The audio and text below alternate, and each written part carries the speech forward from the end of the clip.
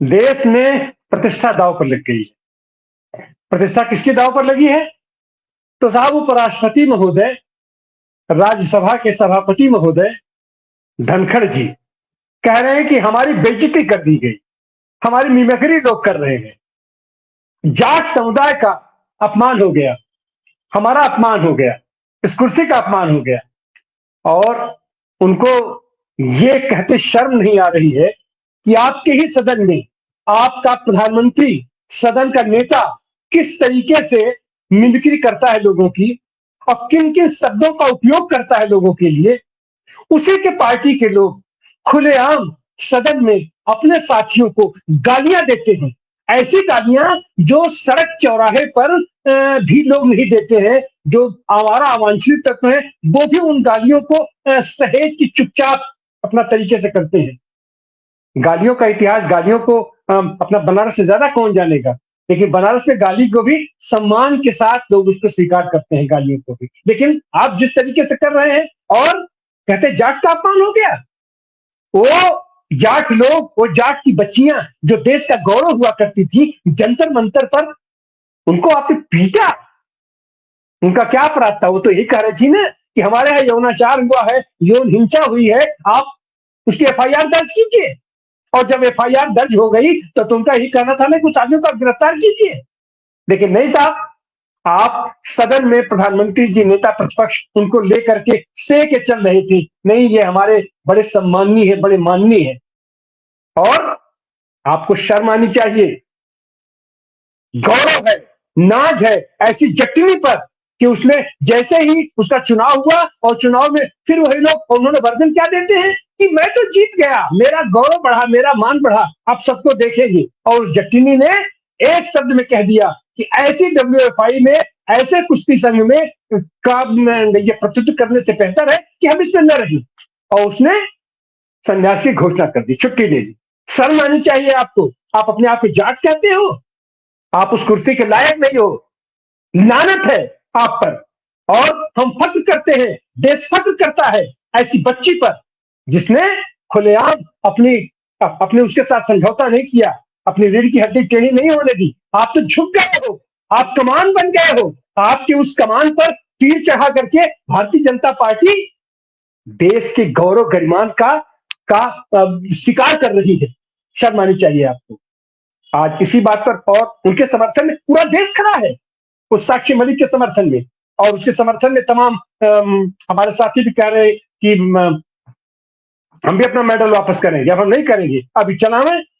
आप किसी संगठन पर आप कब्जा तो कर सकते हो, लेकिन खिलाड़ी आप पैदा नहीं कर सकते। खिलाड़ी पैदा करने के लिए वो जज्बा और जज्बात होता है। और भी भारत में आप लोग तो सारी सुविधाओं का दोहन करके आप उसका केवल उपयोग करते हो, उपभोग करते हो। आप खिलाड़ी नहीं पैदा कर सकते। खिलाड़ी उसके माँ बाप पैदा करते हैं, बच्चे पैदा करते हैं, अपना पेट काट काट के उसके परिवार वाले और उसकी वर्जिश करवाते हैं, तब वो जाकर के आपके यहाँ राष्ट्रीय अंतर्राष्ट्रीय पदक लेकर के आता है। और आपके यहाँ इन्हीं शर्मनाक घटना परिघटना पर हम लोग आज चर्चा करने के लिए उपस्थित हुए हैं। आइए हम अपने प्रबुद्ध पैनल से आपका परिचय कराएं। हमारे साथ राजस्थान से जुड़े हैं बसंत हरियाणा जी, आपका स्वागत है, अभिनंदन है। हमारे साथ मध्य प्रदेश से एडवोकेट आराधना भार्गव जी जुड़ी हैं, आपका भी स्वागत है, अभिनंदन है।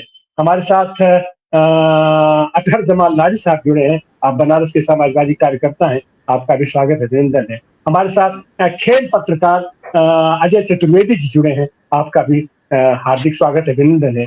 हमारे साथ आम आदमी पार्टी के ये प्रदेश प्रवक्ता मुकेश सिंह जी जुड़ गए हैं, आपका भी स्वागत है। और हमारे साथ जुड़ी है खास करके जेंडर एक्सपर्ट और महिलाओं के बीच वो खास करके काम करने वाली कहकशा परवीन जी। कहकशा परवीन जी रास्ते में है, हम चाहेंगे कि वो अपनी गाड़ी कहीं रोक करके अपना वर्जन दे दे, फिर हम चलेंगे विस्तार से जानने के लिए अजय चतुर्वेदी जी के पास। वो खेल पत्रकार हैं और खेल जगत की तमाम छोटी बड़ी घटनाओं को पर उनकी तिथि रहती है। और खास करके अभी जो वर्ल्ड रेसलिंग के जो अध्यक्ष चुने गए हैं संजय सिंह, वो भी बनारस से ताल्लुक रखते हैं। तो उस पर हम लोग चर्चा करेंगे। तब तक हम चलेंगे कहकशा परवीन जी के पास। कहकशा परवीन जी, इस पूरी घटना परिघटना को आप कैसे देखती?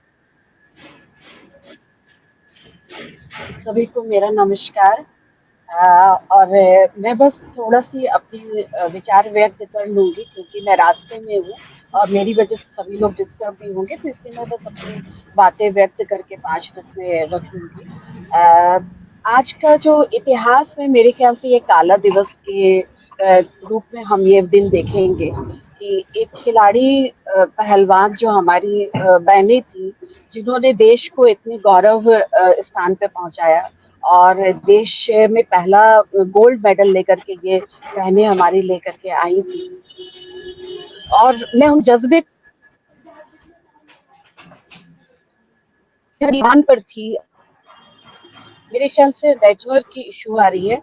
उनके करियर बहुत उड़ान पे थी और अगर वो चाहती तो इस मुद्दे से कॉम्प्रोमाइज करके अपने करियर को एक पंख दे सकती थी कि अभी वो बहुत अब जिस उम्र में थी अभी कि इनको बहुत नाम शोहरत पैसे पद की जरूरत थी और ये कॉम्प्रोमाइज कर सकती थी लेकिन उनके जज्बे को बहुत बहुत सलाम मैं करना चाहूंगी। इस काले दिवस को उन्होंने बड़े बहादुरी से उन्होंने गले लगाया और अपनी लड़ाई भी उन्होंने बहुत बहादुरी से लड़ी और जब वो नहीं सक्षम हो पाई इन देश के प्रधानमंत्री और तरह तरह के स्टेक होल्डर से तो उन्होंने अपना जूता उतार करके अपने देश को समर्पित कर दिया कि हम अपने खेल से तो कॉम्प्रोमाइज कर लेंगे लेकिन अपने उद्देश्यों से कॉम्प्रोमाइज नहीं कर पाएंगे। तो मैं बाकी उनको सलाम करना चाहूंगी और मेरी पूरी समर्थन उनको है और मुझे कभी भी उनको मौका मिलेगा तो मैं उनको कलेजे से जरूर लगाऊंगी क्योंकि उन्होंने बहुत बड़ा काम किया।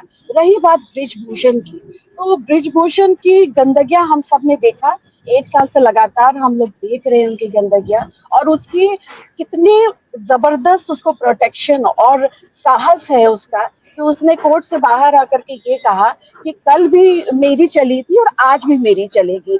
यानी ये साफ कर दिया कि सत्ता मेरी है और ये भी साफ कर दिया कि देश को अब खिलाड़ी नहीं चाहिए, देश को अब पढ़े लिखे इंसान नहीं चाहिए, देश को अब लाठी चाहिए, देश को अब बाहुबली चाहिए।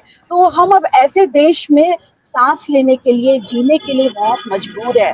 अब मुझे ऐसा लगता है कि ये जो सरकार पूरी ढोंग रचती है 33% आरक्षण की, बेटी बचाओ बेटी पढ़ाओ जैसे स्कीम की या मिशन शक्ति की, मिशन वात्सल्य की, तो मेरे ख्याल से ये बहुत बड़ा कलंक है सरकार पे और इसकी आज के से इतिहास इसके लिए गवाह बनेगी कि ये काला दिवस के रूप में मनाया जाएगा और ये जिस तरह से हम इसको किसी फिरौन की बात करते हैं, किसी जालिम की बात करते हैं, किसी नाइंसाफ राजा की बात करते हैं, उसी तरह इतिहास में इस सरकार की भी बात होगी कि कैसे उन्होंने बेटियों के साथ नाइंसाफी की थी और उन्होंने देश को एक बहुत बड़ा एक सबक सिखाया कि बेटियों की अपमान करके वो क्या बताना चाहते हैं और बेटियों को ना दर्जा दे करके एक बाहुबली को उन्होंने दर्जा दिया है। ये देश कभी इसको भूलेगी नहीं और अपनी बेटियों को बेटियां इनको कभी माफ नहीं करेगी। मैं अपनी बात यहीं पे खत्म करना चाहूंगी क्योंकि